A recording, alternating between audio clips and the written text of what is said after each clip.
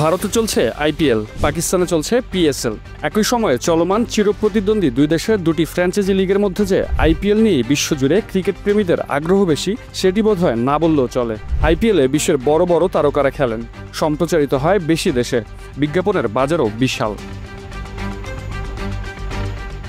Franchise cricket লিগগুলোর মধ্যে বিশ্বজুড়ে ক্রিকেটারদের প্রথম পছন্দ অবশ্যই আইপিএল।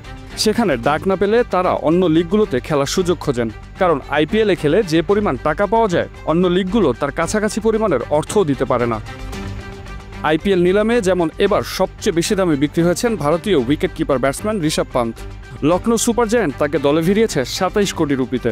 অন্যদিকে পিএসএলে এবার সবচেয়ে দামি ক্রিকেটার অস্ট্রেলিয়ার ডেভিড ওয়ার্নার। করাচি কিংস যাকে দলে ভিড়িয়েছে $3 লাখ, মানে ভারতীয় মুদ্রায় প্রায় 2,57,00,000 রুপিতে।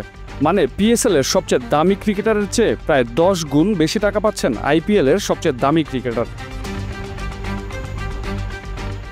ডেভিড ওয়ার্নার ছাড়াও ওয়েস্ট ইন্ডিজের জেসন হোল্ডার, আলজারি জোসেফ, অস্ট্রেলিয়ার ম্যাথু শর্ট, শ্রীলঙ্কার কুশাল পেরেরা, নিউজিল্যান্ডের কলিন মনরো, ড্যারেল মিচেল ও মাইকেল ব্রেসওয়েলের মতো তারকারা এবার পিএসএল খেলছেন।